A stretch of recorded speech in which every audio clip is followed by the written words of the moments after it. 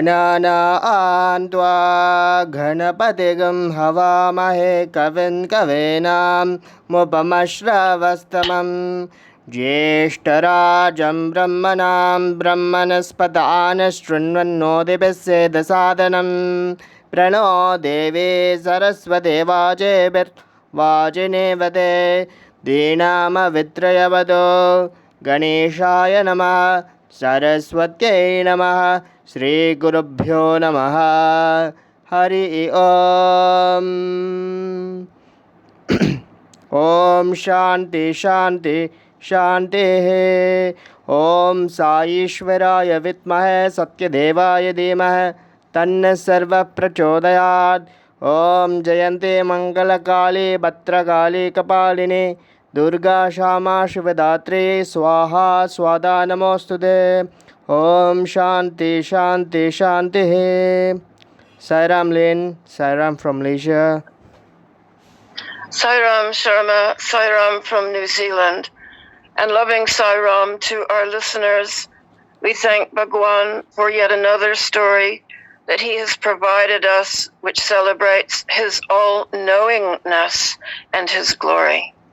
The name of our topic tonight is Swami's own words to his devotee, "You should have lost a lot more." And the topic is money.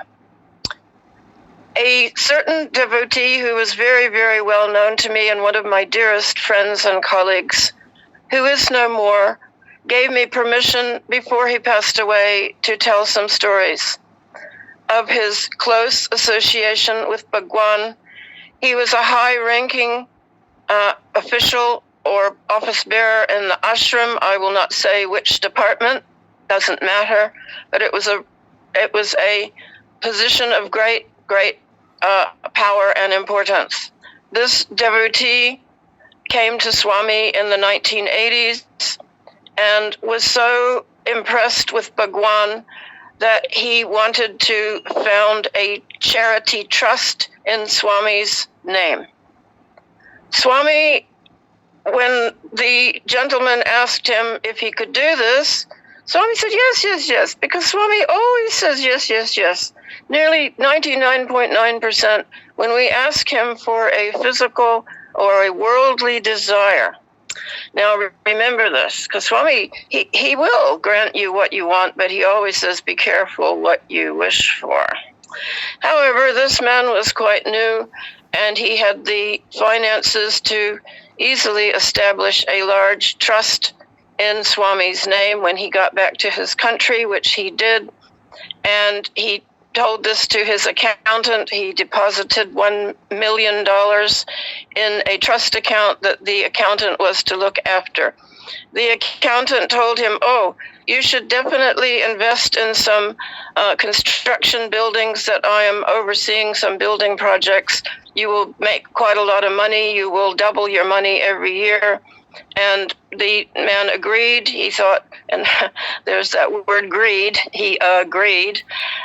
And so he let the accountant do what he wished.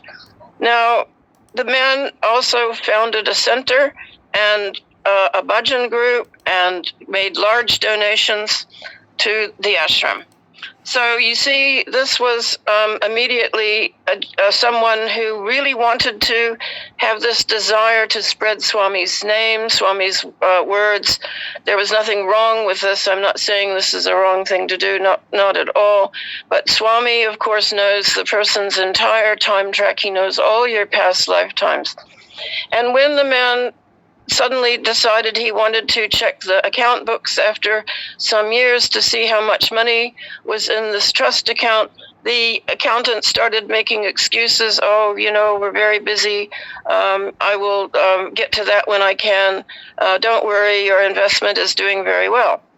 However, the man and his wife also began to be suspicious of all this. And when they went to investigate where the accountant's office was, they found not only had the man left the country, but he had disappeared with all their money, and there was no building project whatsoever.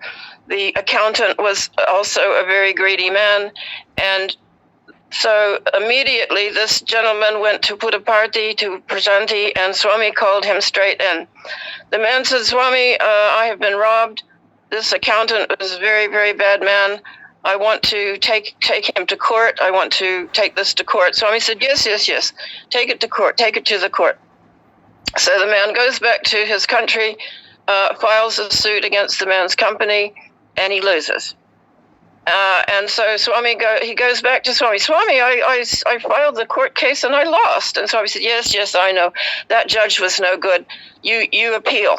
So the man goes back to his country. He appeals, and he loses the appeal. He goes back to Swami, and Swami says, Swami, I've lost the appeal. Now what? Swami says, that judge was no good. Take it to the Attorney General of your country. He will help. And this man knew the Attorney General of his country. He was, as I said, a very, very successful man.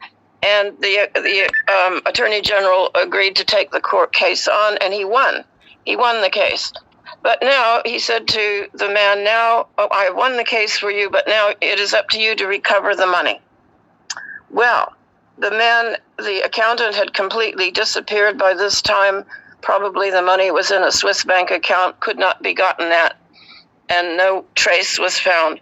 So the man went back to Swami, and he said, Swami, I won the case, but I'm not able to recover the money. I have lost tens of millions of dollars. And Swami said, you should have lost a lot more.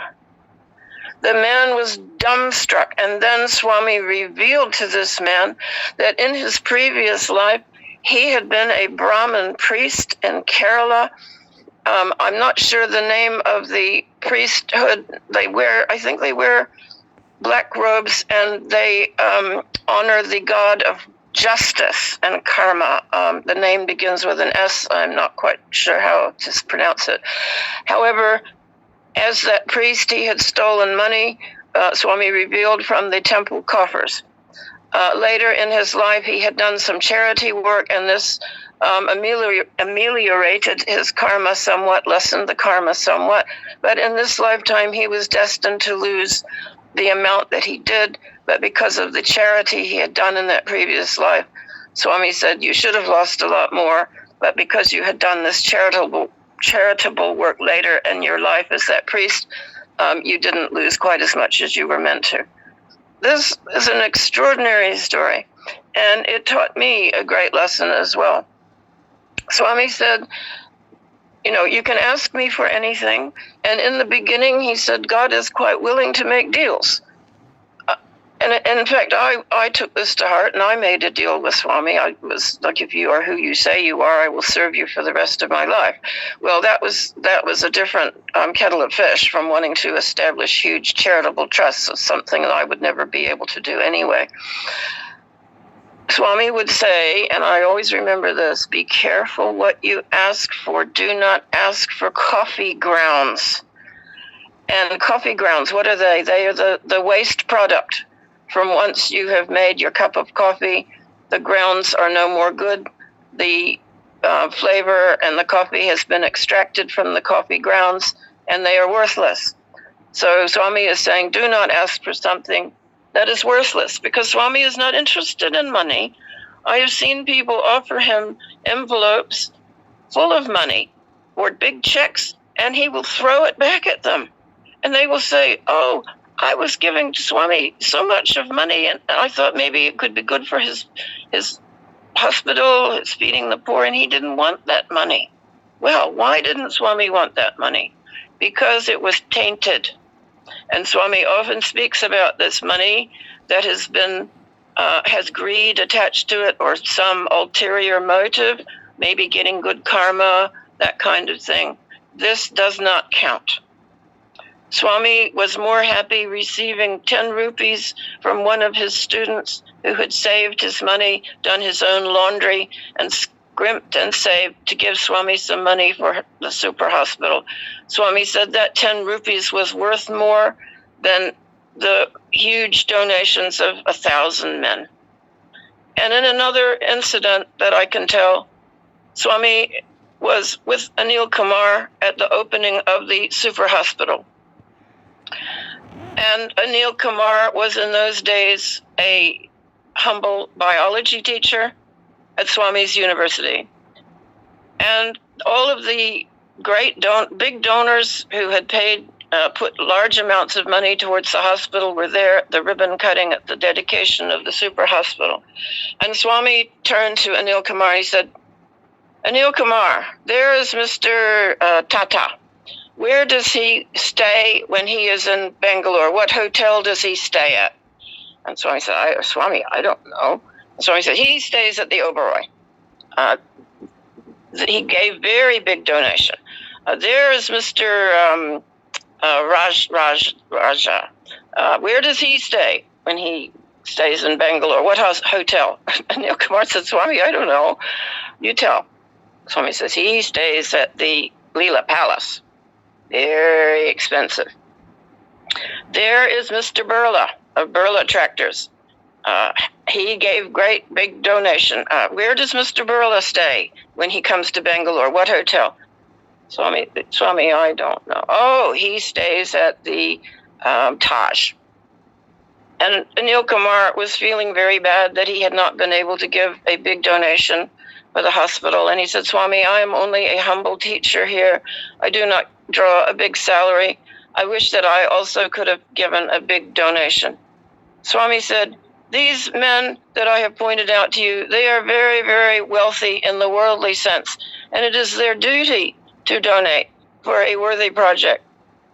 They have given crores and crores, lakhs and lakhs of their wealth. But you, Anil Kumar, you have given me your life, and you stay with me.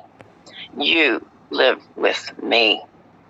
How beautiful is this story? How beautiful is it? Because indeed, Anil Kumar received the great blessing of traveling with Swami. When they were in Shimla, Swami even gave him his own blanket, which had a deer on it, to keep Anil Kumar warm.